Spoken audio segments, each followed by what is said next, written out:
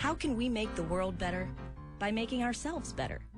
The Dr. Joe Show explores how you can make positive personal change by using his groundbreaking and highly effective I Am approach to understand who we are and why we do what we do. Your small changes can have big effects. Join us now for the Dr. Joe Show with Mark Stiles of Stiles Law and your host, Dr. Joe Schrand. Ladies and gentlemen, welcome to the Dr. Joe Show. Oh, yeah!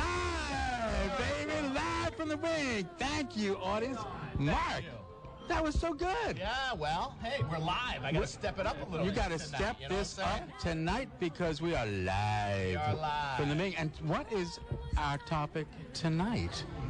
We are talking about who we are. Who we are. And why we do what we do. That sounds like the theme of the Dr. Joe Show. That is the Dr. Joe Show. And for folks who are first-time listeners, what is the Dr. Joe Show? The Dr. Joe Show explores who we are and why we do what we do. Who we are and why we do what we do. Because that is part of humanity. It's part of what I like to call the I Am approach. And the I Am approach is a wonderful approach. Why, thank you so much. With 4 domains created by Dr. Joe. All the way back, it dates me, in 1982. 1982. Yeah, so here's the idea, folks. So we have spent a lot of time in this world, especially right now in our day and age, thinking other people are broken, that they're not doing good enough, that there's something wrong with them. We are judgmental, and my thing is, you know what? Let's put all that aside for right now. Yeah. What if we start looking at everyone as doing the best they can at this moment in time, but with the potential to change in the very next second? I call that an I Am, your current maximum potential. This is who I am. And it's based on 4 things. 4 domains. 4 domains. Your home domain? Yeah. Right? No one's going to argue your home has had an impact on who you are today. Right. The social domain, which is everything else. That's being at work. That's being at school. That's us being right here now at the Ming. That's it. That's it. And then there are 2 internal domains. Your biological domain of your brain and body. Am I hungry? Am I tired? Am I digesting my lunch? Am I digesting the wonderful food from Ming? And then the I see domain. Yeah. How do I see myself? But how do I think other people see me? Human beings are very interested in what other people think or feel. We call that empathy. We say, how are you feeling? But what we really want to know is, what are you thinking about me? Right. That's what we want to know. Yeah. And that's the I Am. And so the I Am isn't saying that you have to like what somebody's doing or what yourself is doing. It doesn't say that you have to condone it and say it's all right. It's not a free ride. You're going to be held responsible because everything you do has a natural consequence. And the I Am isn't even saying you're going to win. But instead of judging ourselves and other people as less than and broken, let's look again at why people do what they do. And think about these words. Look again. Again, look. Again, like to repeat something, look like a spectator. So yeah, I'm going to respect why people do what they do. We control no one. And you influence everyone. That's right. So that is the premise of the Dr. Joe Show. So in theory, what we try to do every week is we try to explore different things that happen in the daily life that thread back to our I Am. That thread back to our I Am. And today. Tonight. Right here, live. At the Ming. We are going to explore karaoke and why people do karaoke. Why do people get up and sing and have so much fun? And why would some people rather have a wisdom tooth or root canal without anesthesia? Some people would rather do that than get up and sing. But so we're not going to force anyone to sing right now because we know that would affect their I Am. No, we're not. Right? We're not going to influence people that way. No, but we did bring in a guest, an expert in the field, because what we like to do every week is bring an expert to our show to speak about that everyday occurrence or what have you that we're going to talk about and thread the I Am. So today, all the way from Manhattan, New York City, baby, New York City. We have the karaoke expert, the master of the game. Yes, yes, yes. Mr. Jeff Klein. Jeff Klein. How you doing? How you doing? Jeff, welcome. All the way from New York City. All the way from New York, This baby. guy. Doing, Dr. Joe. Hey, well, no, it's nice to have you here. Great to be here. In our town. Great to be here. In a city that does sleep sometimes, Yes. unlike New York, that never sleeps. Absolutely. You know, when you guys were chatting and asking why do people karaoke, Yeah. I was thinking, why doesn't everybody? Right. Karaoke? Why don't they karaoke, right? It's a great I mean, question. I may be the karaoke poster child, you know, of enthusiasm more than talent. But it's just such an amazing exercise. And you know, Mark, we were talking about this earlier. It's something that there's a low enough barrier to entry that everyone could do it. You can literally hop up on the stage or in the, you know, private rooms or wherever people karaoke, Right. you know, in front of a band. They have bandioke. Bandioke. Just kind of going through the whole spectrum of karaoke here. Yeah. You know, where people that they have them at their houses. I live in the suburbs now. Yep. People have these setups. I happen to have one of these setups, and Very I nice. just think it's fantastic activity for the whole family But Jeff, and for everyone. Tell me about the first time. How did you get introduced to karaoke? What about what do you remember? What was your first time doing karaoke? Oh boy, The virgin episode, this is as they say. Virginoki. Virginoki. So this is funny that you mentioned this because I was thinking about this on the flight up here, and I glad I flew up when I did. I missed the entire storm, but Yeah. it was 25 years ago, Dr. Joe. 25 years. So you're in the 30s, so you were 19. Correct. 1993. Okay. Living in Boston. Yep. Going to law school. As was your co-host. Yes. Going to law Yes, school. at that time. As well. And we were, it was late in the semester. We were studying, of course, putting in hard work, putting in the effort required, and the power went out. And we lived in an apartment in, we were in Everett at that That's point right, in time. Everett. Right near where they just built a massive casino, actually, right there. Correct. That house was probably ripped down for the purpose of the casino. That's right. Huh. But we said, hey, why we got nothing to do? Why don't we go into town? And it's karaoke Wednesday or Thursday. I can't exactly remember. But so we went down to the place where it was, and Clark's in downtown Boston, in Faneuil was it Hall. Clark's? Yep. It was Clark's in Faneuil Hall. Okay. so Okay. Clarkson, Faneuil Hall. I'm there. there it was. I'm So, ready uh, at Clark's. Study, so there wasn't an option to No, because- continue studying because Well, the power was out. Power was out. What? What are we gonna do? Because you guys studied all the I mean, it's not like we need time. flashlights. You're or law anything. students. Yeah, Right. Look, it was time. So It was time to go. So at that point in time, I don't believe we knew there was karaoke going on, though. I think it was let's go get a drink down at Clark's. I think you're kind of changing the story All at right. this point. Okay, well, this is Revisionist exactly that's great. sure. So we'll do the couples therapy after the show. But go ahead. So let's. Interesting. No, that's what memory is. Sometimes memory is, ephemeral, and sometimes we faint. don't Why let always facts know. Sometimes have a it's good faint. story? And we look for other things that we can remember and we can say and challenge it with each other.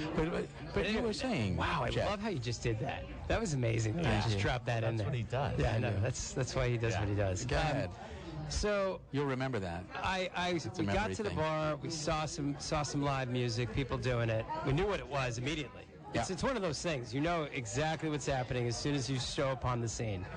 And so from my perspective, I wanted to do a song. So I put in my request, and I got up on the stage, and it was a little out of my range. It was a little out of my range. Michael Of all the songs to start your karaoke career, he goes for Michael Jackson. Oh.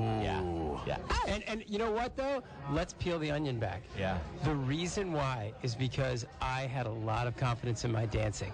More confidence in my dancing than my singing at that point in time. And I knew that at some point I could bust out a moonwalk Nice. or a couple of those moves, Yeah. and I would win the day. All I had to do was survive the song, get to the point in the show where I need to do those moves, drop the mic, exit stage left. And that's basically what happened. And so you dropped the mic and exit stage left? No, but No, he did a I moonwalk. survived. Sorry, I got I a little- survived and moved on. I got And a he little, did great. little concrete there. So what was She it? clearly had sung that song Right. thousands of times And this in his room, in the shower, Right. in Right. the car. In the- exactly. Thousands. So he thought he could sing it, which is why the karaoke exists in my mind. It's just put it out there. It's attainable. It seems attainable. It's close. Until it's not. Well, we're going to chop into some of that. Right, but some people just have great stage presence. Well, that's 90% of karaoke, I think. I think so too. So were you nervous at all, or you said, well, I can dance, so I'm not worried about the singing part, or were you a little bit anxious? Well, it was, karaoke also boils down to song choice, Dr. Joe, and so I think you have to kind of know what you can sing, know what you can pull off, and at that point, I was a novice. Obviously, it was my first time. I mean, we just established that, and it was number one out of the gate. Virgin-okie. Virgin-okie. So, I picked a song that I thought I could perform. Right. Rather than sing, right? Because I think that was my thought process, and so from that perspective, it was a great experience. But I think the singing part of it was a challenge, and one that I needed to revisit, and like anything, any skill, practice to get better. Right. But now, I mean, because I've seen you now. I mean, full disclosure, I have seen the master of karaoke at work, not just dancing, but blasting those tones out there. It's great. And Mark, how about you? What about your first? Well, so that was the same moment in time. And did you get up? I did. You did. I didn't dance. You didn't dance? So dancing is not my, strong suit, but neither is singing. But not caring is. And I think that's a lot of the karaoke is I don't care. Yeah. I don't care karaoke. Yeah, I don't care. I don't karaoke. That's great. I don't care karaoke. So I, as opposed to Jeff, opted for a less challenging song. Okay. And in my mind, when you're stuck in a room, right, and there's no getting out, and you have to sing karaoke, right? I mean, that could happen, right? Life or death situation. Mm-hmm. Everybody's got a song that they're going to sing, right? And I thought at the time that the easiest genre would be country music because it's not far from talking, right? Mm-hmm. So I, 25 years ago, grabbed the mic and said, I kind of know Friends in Low Places by Garth Brooks, so that's the song I'm singing. And that's been the go-to for 25 years. Every single time that I've had a mic put in my face and said, sing karaoke, that's where I go. And I think everybody's got one. He's a monogamous karaokeer. Monogamoki. And didn't you... Monoganoki. When you started thinking about doing a Dr. Joe show on karaoke, which is a great idea, and I just want to give credit to Mark, because it was Mark's idea to do this, because that's really important. But you had actually, when we first... Is it really important? Well, it is important, because I think it's important. You don't want... I'm not flies on you if the show fails about completely. it. I think it's always important to give credit where credit is due, but you also have another component to this, which is you have this thing of saying, if one song, in order to survive, what's the thing that you do when you go-to. say... No, not just the go-to song, but I've heard you say this, is that imagine that you're in a life and death situation, and you have to, the only way you can get out of it is to sing one song. Wasn't that what you were saying? Yeah. And so that's part of how we get to the karaoke thing. I want to just thank Monica and Jimmy for giving us the space tonight. Yes, Monica and Jimmy. So I am very honored because we Mark and I have this tradition where after our show, the Dr. Joe Show Live, we come here to the Ming and we have a tradition where we will sing one karaoke song each. But every Thursday, there is a guy here who is just amazing. He is our first guest to talk about karaoke, Cowboy John. Cowboy John, welcome to the show, buddy. So, Cowboy, thanks for being here. Tell me, When did you first start doing karaoke, and what was that experience like for you? First time you did it? God, first time I did it was, I did it a time or two with friends as a group, but I never did it by myself until I was actually at my grandmother's 90th birthday party. Oh, nice. And I sang The Wait by the band. Amazing. A song that my father knows and taught me in the basement. And when I finished singing, my mother said, you know, you sound the most like your father when you sing. Wow. Is And that a compliment? I was blown away by that because my father sang like an angel. Having been in a wheelchair for so long, he couldn't sing, he'd lost his vocal cords. It was a tragic accident that cost him what he was able to do. But when she told me that, I just was like, holy cow, I can actually sing.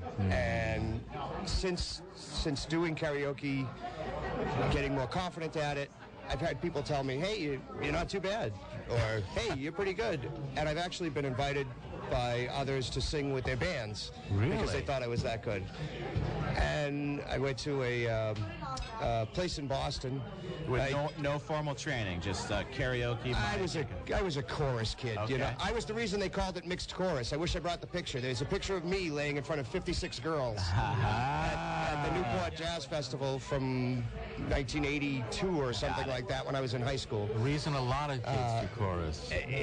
It was, but I was the reason it was mixed chorus. I see. I was the only guy. I see. I love that. Me and 56 girls. But no formal training on music. Just a love for it. I mean, really, I sing what speaks to me, which is what a lot of people do. I mean, I tell everybody that wants to try it, if you could sing a song from beginning to end in your car without looking at lyrics and you feel it and you love it, you'll be able to do it. Just get up and do it. Whether you sound good or not, and I heard you say performance, what you could perform. Get up there and just give your performance and enjoy yourself. Because even if one person loves it and everybody else hates it, as long as you're the one person that loves it, who cares? Right. That's right. You had fun. Right. That's right. And It's therapeutic, 90% of the people that are poo-pooing you and saying you stink have probably never gotten up there and done it That's themselves right. because they don't have the guts to do it. Haters are going to hate Cowboy John. That's it. Haters gonna That's hate. it. That's right. But yeah, I mean, I love doing it. I've had a blast doing it. Brenda, the DJ here, is unbelievable. She gets, from the people that don't want to sing to the people who love to sing, she takes care of everybody throughout the night. Yeah. And that's probably one of the reasons why you love coming here, because it's such a diverse crowd here. It really is. It is, and Brenda is fantastic. Hopefully she'll be here soon. But the other thing that I've watched you do is how you get people up here dancing, and you're teaching them line dancing and all of that. Where did that come from? Well, actually, the Cowboy Johnny comes from, I was going out every Wednesday night and doing country line dancing. And after country line dancing, I would stop in and do a couple of songs, and I'd still be in my cowboy hat and boots, and the persona, nomiker, whatever, kind of brought itself on, and here we are. I just stick with it. And I love to sing country music because most of the country songs tell stories, and that's what I really love about music, is the stories that it tells and the way that it touches different people. Just kind of happened. Yeah, I think it's great, and I think there is something when you are up there, the people are watching and they're going, this guy is speaking to me. Yeah. And I think Thank that's you. a really important part. It is. Well, for me it is, because I don't sing, like a lot of hard rockin' songs and things like that. I try to sing fun songs, I try to sing poignant songs, and I try to sing touching songs, because that's what I like. Yeah. And I do see it does touch some people. Yep. And it makes me feel unbelievable that I could touch somebody like that. Yeah. And that's what it's all about. I'm telling you, that's what performance is, folks. If you have never been up there and doing this and realizing that you are influencing all these people, many of whom are complete strangers, and yet they walk away feeling something, it's a powerful, powerful experience. That's who we are as human beings. We have this ability to influence other people. It's and pretty you get to empowering, choose. too, when you see someone who gets up there for the first time, that you've talked into going up there for the first time. I have a friend who occasionally will get up. If it's really dead and nobody's singing, he'll say, okay, next person that gets up, I'm buying their drink. Yeah. Right. people who are like, hey, I've been thinking about it, why not? Right. You know, and it spawns a whole new pile of people that love to do it. And they appreciate the opportunity to break through that barrier. They do. A lot of them still play shy about it, but they really, really want to get up there. Yeah. And to be egged on and to be pushed and finally get up there, a lot of people are very appreciative of that. Yeah. Well, Cowboy Johnny, I want to thank you so much, folks. Oh, it's my pleasure. Come on down to the Ming, because at 9 o'clock we're starting to do the actual singing. The next show will be on with Phil. But I'll even teach a line dance lesson too. We teach a line dance. Come on down to the Ming and join us. We got some chicken wings going pretty soon. We got some chicken. Yeah. Ain't no thing but a chicken wing. Thank you so much, Cowboy. Thank you, John. All right. Take care. So, guys, we got other folks out there in the audience. Where's Jim? Yeah. Can somebody get Jim Klein for me? But you know what? He brought up a lot of really relevant points to what we were talking about, you know, with the fact that, you know, it's almost therapeutic, right? You know, I read a couple of articles prior to the show to try to kind of get ready for the show, because we like to do a little bit of research, but there was people talking about having it in their home. And you know, there was a woman who was raising kids and struggling through the day-to-day monotonies of life, and she said, you know, she was about to go upstairs and just kind of hide from it all and just get in her bed and pull the sheets over, and she said, you know what, I'm pulling out the karaoke machine. Yeah. And it changed the world. It changed the whole dynamic of her family. Yeah. Right? You control no one, but you influence. That's right. Everyone, and right? small changes can have big effects. That's the other part of the I am. You don't need to change everything. You make a small change, it can have a ripple effect through the whole system. And that's part of what karaoke does as well. When you're up there singing, there's actually a whole physiological thing that's going on in your body. Explain that. So when you're singing, you have to change the way you're breathing. It can release adrenaline and endorphins and these chemicals in your brain, and it is amazing. We've got another guest here, another singer. Come on in, Jim. Come on, sit down here. Put on the mic. I just want to again, full disclosure. Jim was also one of our early co-hosts on the Dr. Joe Show. Good friend of mine. Jim, it is delightful to have you here. It is great to see you, Joe. How are you? It's great. I'm glad you've got a new co-host. Oh, you are? Yeah, because he's got technology skills, which is really great. I'm not sure if Facebook's enjoying the preview, because I don't think they can hear or see us, but we're going to roll it anyway. We're going to roll it. So here's what I have for Jim. What's that? What's your go-to song? I'm going to say, that's a good question. I think probably Johnny Cash, one of the Johnny Cash songs. Folsom Prison, probably. Oh, that's a good one. Is one of my faves. What about Summer Night? A Summer Day? Yeah, well, that's a big one, too. Yeah, because I've heard you do that one. I do. I like Frank Sinatra. You know, I like the, it's nice, depending upon the crowd, when you get people that seem really happy and, you know, they're clapping. Yeah. You know, it reinforces your sense of self. It does. Yeah. So what about your early karaoke experiences? Do you remember the first time you got it? Yeah, I do. I remember the first time that I sang karaoke. I was probably in my 30s. Okay. And I don't think that I was 100% sober when I got up to do that. That's a reoccurring so theme. I was You may be one of the only people that's ever happened to. Yeah, I know that. So, but I would say that it was a little bit of a stumble.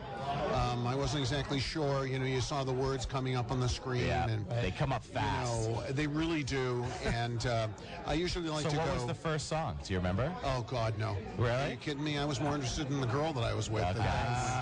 So I don't have the memory of exactly what that was, but I remember that.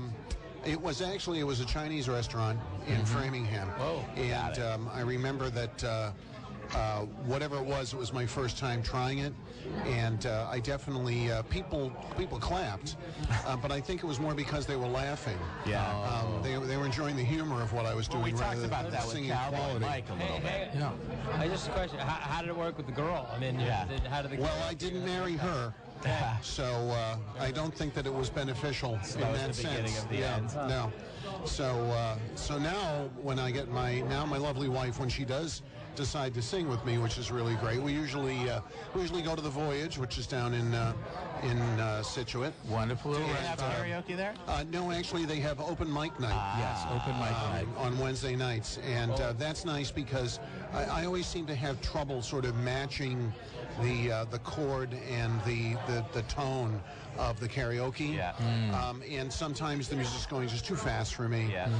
But when you have somebody playing good guitar, Right. they can speed up or slow down to help an old person like myself stay in tune. Well said.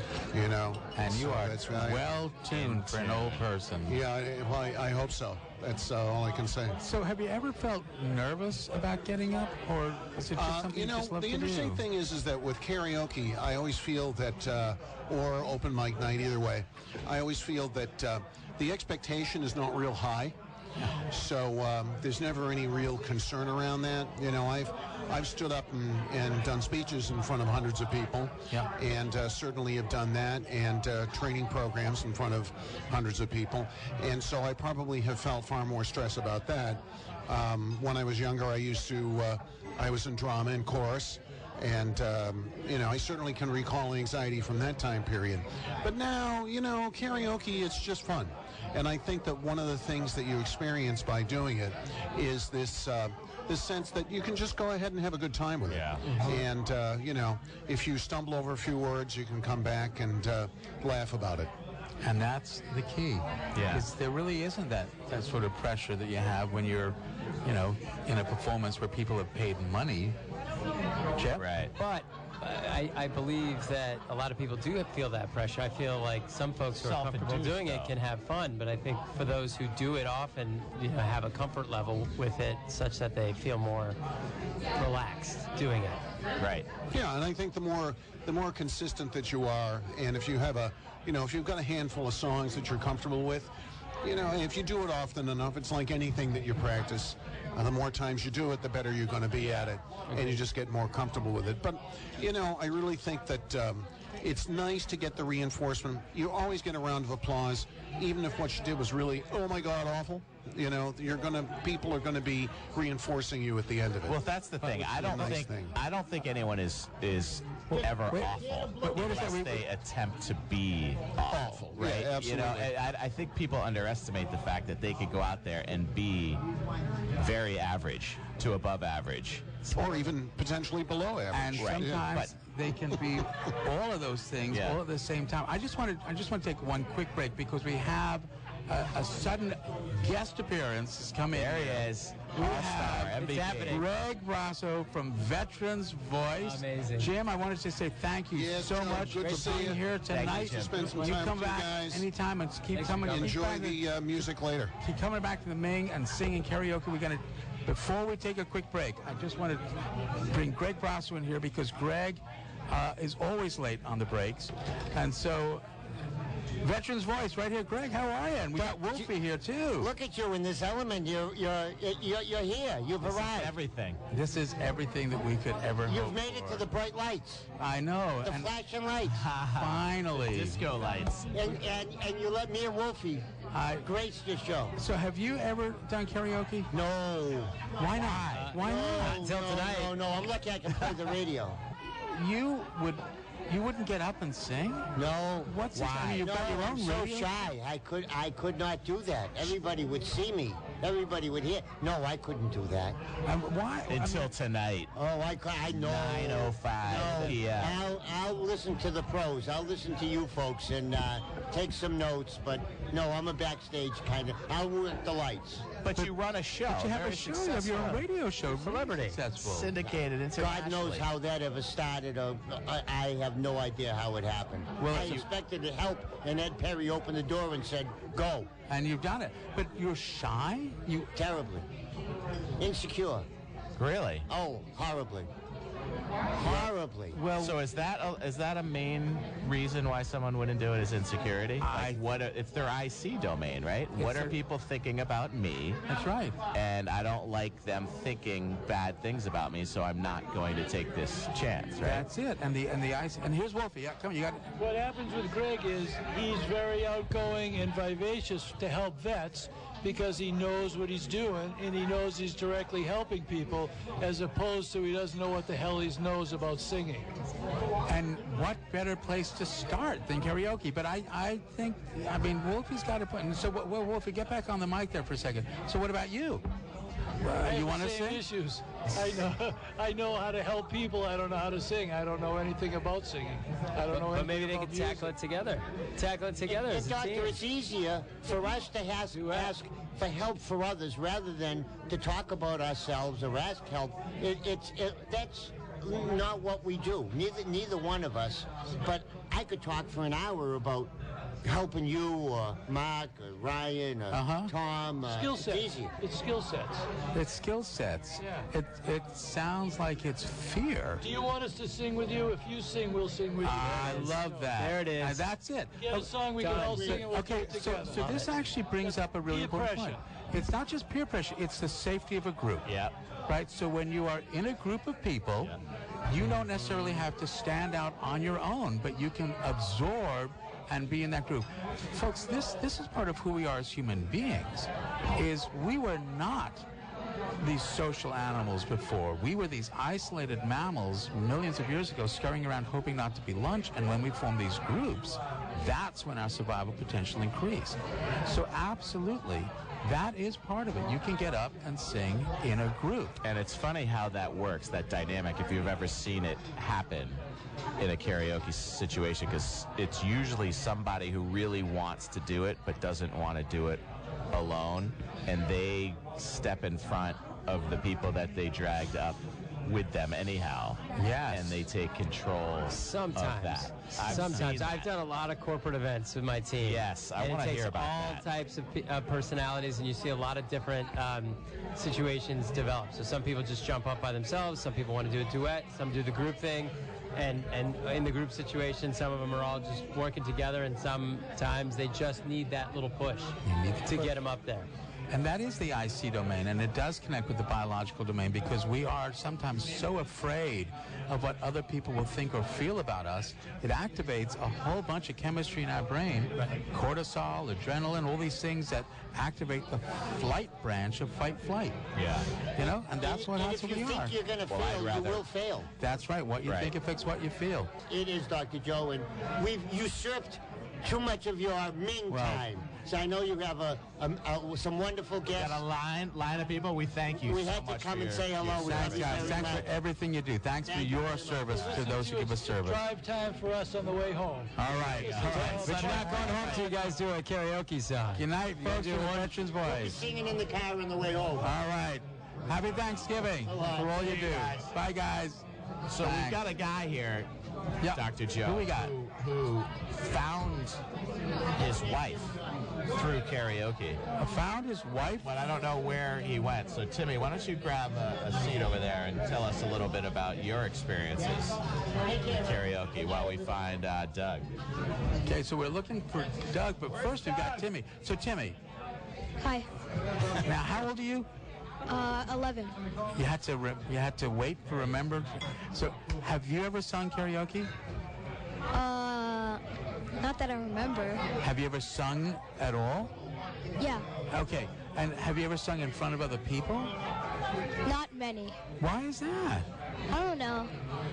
Is it something that you want to do? No, not really. How do you think it would be for you to sing in front of other people? I don't know. It'd be hard. It could be hard. What do you think would be hard about that? Scary or hard? Scary. Really? Yeah. So it starts at a young age, this IC domain. Huh? I mean, stage fright, basically. At what age does the IC domain start? Yeah. It starts very, very young. Less than 18 months. Really? Oh, yeah. Yeah, we can talk all about that in another show. So, you think it would be stage fright? Yeah, I guess. Do you even know what that means, stage Yeah, fright? it's like when you're scared and you don't want to, like, sing or something. Right. Talk. Now, do you do sports? Yeah. Okay, what sport do you do? Baseball, I ski, and I play flag football. Okay, and have you ever done that in front of other people? Yeah, a lot of. people. A lot of people. So what's different about that, do you think? You can get up there. Sometimes we make errors, right? Sometimes we don't do great in sports. But you're willing to do that. I don't know. I mean, for some reason, I'm better with like sports than like singing and stuff. So you think. Yeah. Right. But what's your favorite food? Steak? Okay, now did you know that was your favorite food before you tried it? No. Exactly. Well, maybe the same with karaoke. Maybe the same with singing. You don't know if you don't try. And this really does get down to the I am as well. In the I am approach, it's about respect. Respect leads to value. Value leads to trust. And when you trust, you're willing to get up there and maybe make a mistake because you know people aren't going to laugh at you. That's right. That's the most important part. That's what trust is all about. And that's why I really hope people really begin using the I am, because it allows you to explore the most important part of who we are as human beings, which is being creative. Yeah. Being creative, because when you're creative, you can do all sorts of things. Timmy, I want to thank you. Thank you for coming down. in Timmy. today, man. It took a lot of courage. It did. To get up and sit down and get on the microphone on the radio. It's kind of like stage fright. It's basically the same thing because you're over the whole Marshfield. Yeah. Everyone's listening. It's more than just Marshfield, buddy. Sure? Oh, yeah. International. This is international. And we have somewhere between 4 and 5 million listeners. That's right. Really? We do, yeah. Between 4 and 5 million. Maybe 4 through 5. Is he your kid or something? I'm not sure. I don't know about that. Yeah. Timmy, thanks for coming in. We got another guest coming up right away. All right. Coming up. So who's in here? Doug Gavoni is coming down to the microphone. Doug is here at the Ming Live.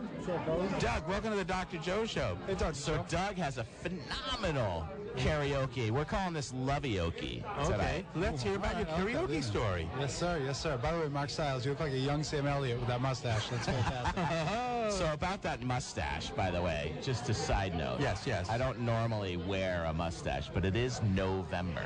It is November. And I love, who is Sam Elliott? Is he the guy from the TV show? He's the guy from Roadhouse and Law and Order? Yeah, dogs like this, Sam Elliott. He's on the ranch. Big Lebowski. Big Lebowski, thank you. I'm right with Big you. There it is, brother. Lebowski. So my son told me this morning, he goes, I think I finally figured out what you look like, Dad. What did he say? This is a very loaded question. It was awesome. Very loaded. Awesome. He said I look like the Lorax with my mustache. It's awesome. Timmy said that? No. His older brother, Matthew. He's right. The Lorax. He's right. Yeah, he is right. I can't wait till December 1st now. All right. So, Doug, come on, bring it.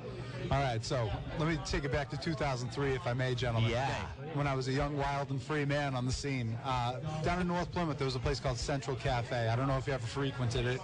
If you did, there were all sorts of characters in there, most of the ex-convict variety.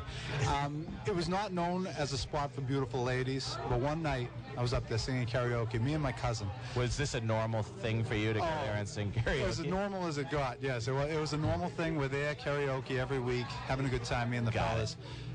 And this girl walks in, and my God, it's 2018. I can't get too descriptive, but every step she took, flare gun went off. She was the most beautiful thing I ever saw in my life. I'm up there, I'm singing "Roll Out" by Ludacris, classic. And I say, "Girl in red tank top." She looks at me and just sneers, as anyone with any self-respect would. Later on, I walk over to her as I'm singing "Jump, Jump" by Crisscross. Wow. And with my sultry voice and my bedroom eyes, I managed to woo said woman. Ooh. And here we are today, ladies and gentlemen, 2018, and I married that woman. Wow. Yeah. So because of karaoke. Because of karaoke, that was the sole reason. That was the aphrodisiac. Yes, it was. It still was like is. your vantage point. You had a better view. You're on the stage. You could see the whole. Well, he's up there. He's an authority at that point. I mean, that's something about the karaoke we haven't really talked about. Is you're up there. You're the leader. You have the stage. Yep, that's what they say, right? I seized the room that night. Yeah. Seized the room. Got the girl. So he got the girl. That's my story, baby. That's a great story. But the other side of it is she had a pretty good view of you. right? Because you're up there on your own, and she must have liked what she saw. Yeah, well, clearly. Seems like it made her jump. We recently actually just got her glasses. Yeah. Once I hit the interlude on that, yeah. Once she was questioning it by the second verse, but then when I said, "I'm the Miggity Mac Daddy," at that point, just connection was forged. It was on, like Donkey Kong. So you know Brenda's going to be putting us on live after this, and you will grab a microphone and give us Maybe a little recreate. diggity-diggity-diggity-ga. Don't threaten me with a good time, gentlemen. All right, you will be here. Speaking of Brenda, we're going to take her next. Yeah, Doug, thanks for coming down. Thanks so much for sharing your story. Appreciate it. You know what? Absolutely. So I tell you, there are wonderful moments in karaoke, and sometimes we can meet people that we are going to be attached to forever. But next, up on the stage. She says this every week, every night, I think, right? Every night. Next up on the stage is Brenda. So what are you singing for us tonight, Brenda? Let's hear your story. What's going on? I've been doing karaoke for 25 years. I've always loved to sing. Even when I was a kid, I loved it. I actually started out just doing Patsy Cline impersonations, and I worked with an Elvis Presley, which was Scott Douglas, a good friend of mine. Really? Yeah. Cool. And he was an Elvis impersonator. Yeah. And a Buddy Holly. I worked with a Buddy Holly, and it's been great. So, and I always loved it. So I said, well, I'll do karaoke and see if I liked it. And it was fun. And 25 years, I started out as Skip Sergio when I was 26 in Whitman. Really? Yeah. And so, because you're here Thursday nights, but you do karaoke every night, or every night except Tuesday right now. That's amazing. Wow. And the Ming's doing it every night now. Yes, the Ming Dynasty doing it every night. Yes. 7 nights a week right here in your hometown, Marshfield, Massachusetts. You can do karaoke every night of the week if you want to. Karaoke. So it is the capital. So what? I'm going to put you on the spot for a moment. So I'm just sort of warning.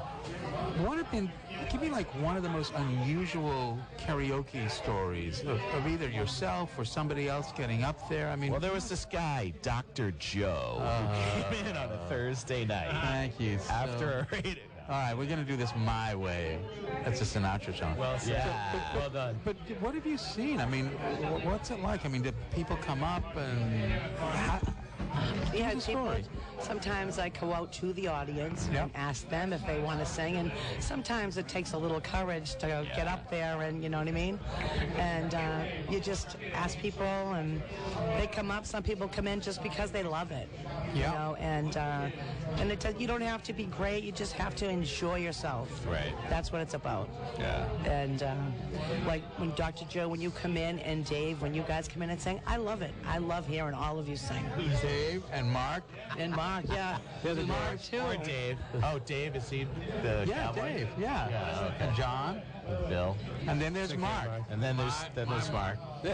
And now Mark, but Mark, have you noticed all the songs that Mark picks? He picks the most difficult songs. I know. I love So the they songs don't he sings. sound difficult when I hear them on the radio, though. It's because they're professionals. They are. And I'll tell you, you really realize how talented those people are when you try to sing their song. Yes. And try is the And operative they're word. so amazing. I mean, some people you come on and they just have such a great time with Yeah. it. And sometimes you have to turn up the background music on people a little bit. I've noticed you do that with me a couple of times. Yeah, some people Thank have you, a Brenda. real Yes. powerful voice. Got And it, some Dave. get a little shy when they first Yeah. start out, but once they get going, they're ready to go. Yeah. Yeah. So, equal balance, talent versus stage presence in karaoke? Yes. Well, I just finished a contest last night in Really? Tell us about Brockton. that. And it was wonderful. Sign us up. Yeah, I want to get involved. So wait, so where do you do this? So you're not just here at the Ming then? So where else are you? I was in Brockton at Dylan's Bar and Grill. And I did, for 8 weeks, I ran a contest. Yep. And we had 18 contestants, and top 6 won. Nice. So there And was how are they judged on how do they advance or stage presence. Oh, that is are you really the part judge? of it. The sole judge, or is No, there I a had panel? 4 judges that came in. Costume? No. Well, there was a few people in costume. But that wasn't part of the judging? That doesn't give you extra points with the judges. Really? Sometimes. Does it? I would think the costume? so. Yeah. If you look like Johnny The girl Cash. came in dressed up like Cher, so it was pretty cool. Yeah. When she sang If So I that Can can- Turn Back that can Time. work.